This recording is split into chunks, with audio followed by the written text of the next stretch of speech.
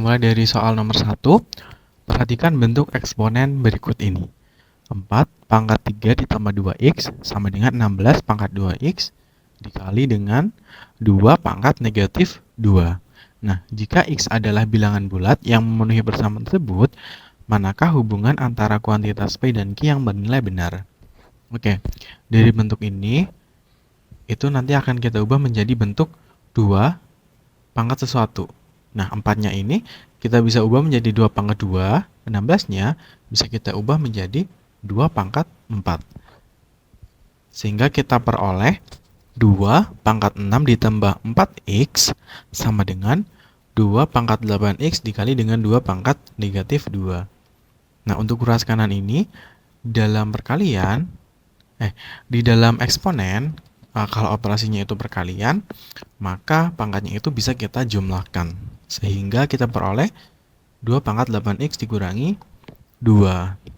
Nah, kemudian 2-nya bisa kita eliminasi. Sehingga akhirnya kita memperoleh 6 ditambah 4x sama dengan 8x dikurangi 2. Kemudian variabelnya dikelompokkan menjadi 4x dikurangi 8x sama dengan negatif 2 dikurangi 6. Nah, setelah itu kita peroleh nilai x itu adalah 2. Nah, setelah kita peroleh nilai x sama dengan 2, maka kita bisa menentukan nilai dari kuantitas Q yang diberikan di dalam soal. Oke, jadi ketika kita substitusikan nilai x-nya sama dengan 2 ke dalam bentuk ini, maka kita akan memperoleh hasil 16. Oke, untuk kuantitas P-nya itu adalah negatif 16, dan untuk kuantitas Q-nya itu bernilai 16. Jadi kuantitas P itu nilainya lebih kecil dari kuantitas Q, sehingga jawabannya adalah yang B. Oke, kita lanjut ke soal nomor 2. Diketahui beberapa data tunggal tak terurut sebagai berikut. Jadi data-data ini itu tidak diurutkan berdasarkan data terkecil sampai data terbesar gitu. Datanya itu urutannya secara random aja. Oke, jika X adalah data terbesar, Y adalah data terkecil, dan nilai rata-rata dari data tersebut adalah 100, maka nilai dari X min Y adalah, dari soal kita ketahui bahwa rata-ratanya itu adalah 100. Nah, jadi di sini kita bisa jumlahkan 4F ditambah F tambah 2 ditambah 2F dan seterusnya dibagi 6, itu hasilnya adalah 100. Sehingga kita peroleh 15F per 6 sama dengan 100. Kemudian 15F sama dengan 600 dan nilai F-nya itu adalah 40. Nah, ketika kita sudah memperoleh nilai F-nya itu adalah 40, maka kita bisa menentukan nilai dari data-data yang diketahui gitu. Nah, ketika kita substitusikan, maka nilai F-nya itu data-data itu akan bernilai seperti ini. 160, 42, 80, 125, 30, dan 163. Oke, di soal diketahui bahwa X itu adalah data terbesar. Maka X-nya adalah 163. Dan Y itu adalah data terkecil. Y-nya adalah 30. Jadi nilai dari X min Y adalah 163 dikurangi 30 sama dengan 133. Sehingga jawabannya adalah yang B.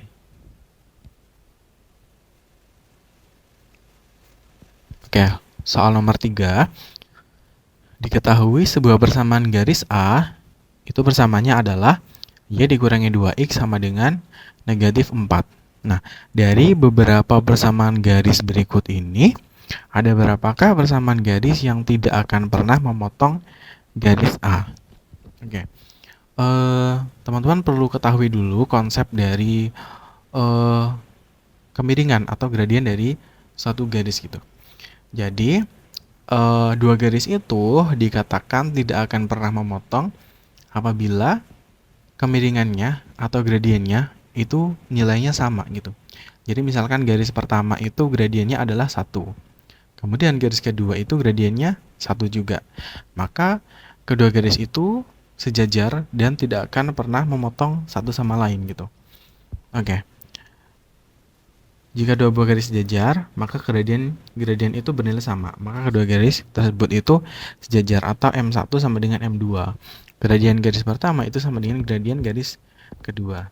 Nah, di sini rumus untuk mencari gradien sendiri dari bentuk umum AX ditambah BY ditambah C sama dengan 0, itu gradiennya adalah M sama dengan min A per B. Nah, terkadang di dalam soal itu juga bentuknya itu diubah macam-macam ya bentuknya. Kadang itu ada yang bentuknya tuh kayak gini, y sama dengan mx ditambah c. Maka gradiennya itu adalah koefisien dari x itu sendiri, m-nya ini. Misalkan ada bersamaan garis, y sama dengan 2x ditambah 5. Berarti gradiennya itu adalah 2, karena koefisien dari x itu adalah 2. Begitu seterusnya. Oke. Nah, gradien dari garis A sendiri itu bernilai, kita cari gradien dari garis A terlebih dahulu.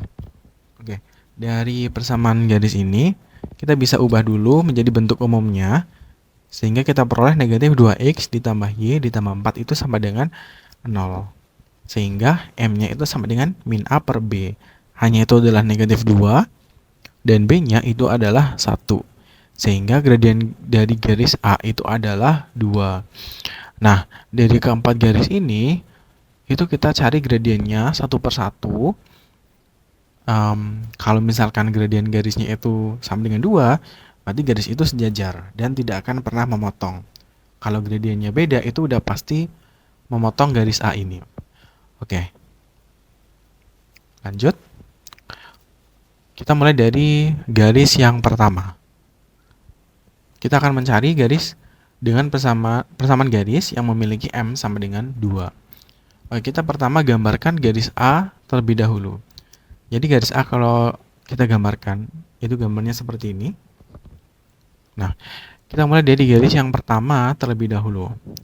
Kita punya 3x ditambah 2y ditambah 2 sama dengan 0. Nah, ini sudah dibentuk umumnya sendiri ya, yaitu AX ditambah BY ditambah C sama dengan 0. Untuk gradiennya sendiri adalah negatif A per B. A-nya itu adalah 3 dan B-nya adalah 2. Padahal kita mencari gradien garis yang sama dengan 2.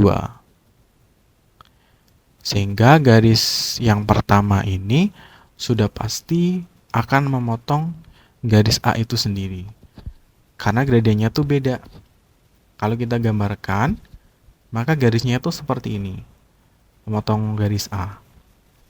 Oke, jadi opsi yang pertama ini salah ya. Kemudian kita lanjut untuk opsi yang kedua, persamaan yang kedua, yaitu y per 2 sama dengan x ditambah 7. Jadi di sini kita bisa kalikan kedua garis dengan 2, sehingga kita memperoleh y sama dengan 2x ditambah 14. Nah, teman-teman ingat bentuk yang tadi, ketika persamaan garisnya itu berbentuk y sama dengan mx plus c, maka gradiennya sendiri itu adalah koefisien dari x-nya, yaitu adalah 2. M-nya sama dengan 2. Oke ya, jadi gradien dari garis yang kedua ini sama dengan gradien dari garis A itu sendiri. Nah, jadi sudah dipastikan garis yang kedua ini garisnya itu sejajar dengan garis A. Kalau kita gambarkan itu seperti ini. Nah, garis ini tuh tidak akan memotong garis A. Oke, kita sudah dapat 1. Lanjut untuk persamaan yang ketiga. Negatif Y sama dengan 2X ditambah setengah. Oke, kita bentuk menjadi bentuk Y sama dengan MX plus C. Kedua ruas itu kita kalikan dengan negatif 1, sehingga kita peroleh Y sama dengan negatif 2X dikurangi 1 per 2. Nah, gradiennya itu adalah negatif 2. Negatif 2 itu tidak sama dengan gradien dari garis A, sehingga persamaan garis yang ketiga ini akan memotong garis A. Oke, kita gambarkan itu garisnya seperti ini. Oke ya, untuk garis yang ketiga ini memotong. Kemudian kita cek untuk garis yang keempat, garis terakhir. 2y sama 2y min 1 sama dengan 4x. Ini akan kita ubah menjadi bentuk umumnya, yaitu ax ditambah by ditambah c sama dengan 0, sehingga kita peroleh negatif 4x ditambah 2y dikurangi 1 sama dengan 0. Nah, dari sini kita dapat mencari gradiennya, yaitu sama dengan negatif A per B.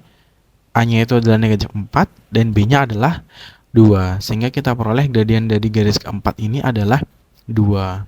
Nah, karena gradiennya itu sama dengan garis A, maka garis keempat ini sejajar dengan garis A dan tidak akan memotong garis A itu sendiri. Oke, dari gambar ini bisa dilihat garis yang sejajar itu ada 2. Ini ya, garis yang kedua dan juga garis yang keempat.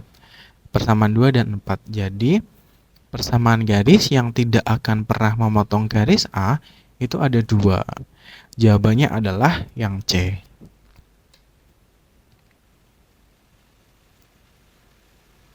Oke, lanjut untuk soal nomor 4. Diketahui suku kelima dan suku ketujuh dari suatu barisan geometri itu adalah 200 dan 50. Nah, manakah hubungan antara kuantitas P dan Q yang bernilai benar? Oke, teman-teman perlu ingat kembali rumus dari barisan geometri, yaitu UN sama dengan AR pangkat N-1. Oke, dari rumus ini, ketika kita terapkan ke dalam soal, di soal kan kita ketahui U5-nya adalah 200. U5 sendiri itu A dikali dengan R pangkat 5 dikurangi 1 sama dengan AR pangkat 4. Begitu juga dengan U7. U7 sama dengan AR pangkat 7 dikurangi 1 sama dengan AR pangkat 6. Yaitu nilainya adalah 50. Nah, AR pangkat 6 ini bisa kita ubah bentuknya menjadi AR pangkat 4 dikali dengan R pangkat 2. Karena dalam eksponen itu kan kalau perkalian pangkatnya itu kan bisa dijumlahkan. Jadi kita ubah menjadi seperti ini karena kita akan memasukkan nilai 200 ini. Nah, setelah bentuknya seperti ini, nilai 200-nya itu bisa kita masukkan. Sehingga 200 dikali R kuadrat sama dengan 50. R kuadrat sama dengan 50 per 200. R kuadrat sama dengan 1 per 4. Dan hasilnya adalah R sama dengan 1 per 2. Nah, ketika nilai R-nya itu sudah kita dapat, kita dapat mencari nilai A atau suku pertama dari barisan geometri tersebut gitu. Oke. Kita pakai informasi yang ini aja. U5 itu sama dengan AR pangkat 4. U5 sendiri itu bernilai 200 sama dengan A dikali dengan R-nya itu sudah kita dapat, yaitu 1 per 2 dipangkatkan dengan 4. Oke, 200 sama dengan A per 16. A sama dengan 200 dikali 16. Jadi nilai A atau suku pertamanya itu adalah 3200. Nah, ketika suku pertama dan juga rasionya itu sudah kita dapat menentukan suku berapapun dari barisan geometri yang ada di dalam soal gitu. Oke, kita akan mencari untuk kuantitas P-nya sendiri itu adalah suku pertama ditambah dengan suku ke-6. Oke, untuk suku ke-6 itu bisa kita cari dengan 200 dikali dengan rasionya sama dengan 100. Nah, kenapa 200? Karena 200 sendiri itu adalah suku ke-6. Jadi tadi kan rasionya kan setengah. Nah, suku kelimanya itu adalah 200. Jadi, suku ke-6-nya sudah pasti 200 dikali dengan setengah. Yaitu hasilnya adalah 100. Oke ya. Kalau misalkan teman-teman mau cari dengan rumus ini juga bisa. Nanti hasilnya itu akan sama aja. Ketemunya adalah suku ke-6-nya itu adalah 100. Oke ya. Sedangkan suku pertamanya itu adalah 3200. Sehingga ketika kita jumlahkan 3200 sama 100 itu adalah 3300.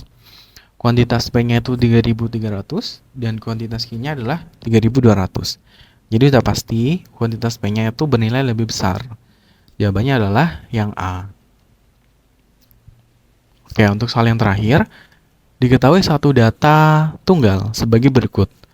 Di sini ada data, ada berapa data? 1, 2, 3, 4, 5, 6. Ya, ada 6 data. Itu nilainya A, 4, B, 7, C, dan juga 10. Jika nilai A, B, C itu merupakan anggota dari bilangan cacah dan data tersebut itu tidak mempunyai modus, maka berikut ini nilai dari A ditambah B tambah C Yang tidak mungkin adalah, oke, yang perlu kita garis bawahi adalah data tersebut itu tidak mempunyai modus. Sedangkan modus sendiri itu adalah data yang sering muncul. Jadi dari ke-6 data ini, itu nilainya tidak boleh sama. Kenapa? Misalkan nilai A-nya itu 4 gitu. Berarti kan 4-nya ada 2, otomatis data ini punya modus dong. Modusnya adalah 4. Jadi itu udah pasti salah ya. Oke. Jadi nilai A, B, dan C itu tidak boleh sama dengan 4, 7, dan juga 10. Sedangkan datanya itu adalah data tunggal. Mohon maaf, ini soalnya tuh kurang itu. Soalnya data ini tuh suatu data tunggal yang terurut ya, kurang kata terurut. Jadi sebenarnya data ini tuh sudah terurut dari yang terkecil sampai terbesar. Oke. Kemudian perhatikan informasi yang ini. Jika nilai A, B, C itu merupakan anggota dari bilangan cacah, sedangkan bilangan cacah sendiri itu dimulai dari bilangan 0, 0, 1, 2, 3, dan seterusnya. Nah, jadi nilai A sendiri itu kemungkinannya itu ada 4, yaitu 0, 1, 2, dan juga 3. Nggak mungkin 4, karena kalau hanya itu adalah 4, nanti data itu ada modusnya. Nah, ini tuh bertentangan dengan pernyataan yang ada di dalam soal. Nah, kemudian untuk data yang B itu kemungkinannya ada 2, yaitu 5 dan 6. Sedangkan data yang C kemungkinannya ada 2, yaitu 8 dan juga 9. Nah, kita bisa cek satu-satu opsi apakah A plus B plus C itu mungkin dari kemungkinan-kemungkinan ini gitu. Kita mulai dari opsi yang pertama, yaitu 14.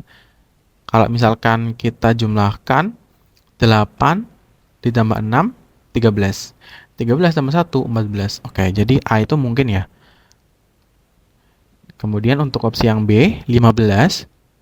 Itu bisa kita dapatkan dari 9 tambah 5 tambah 1. Oke, berarti opsi B bukan. Opsi C, 16.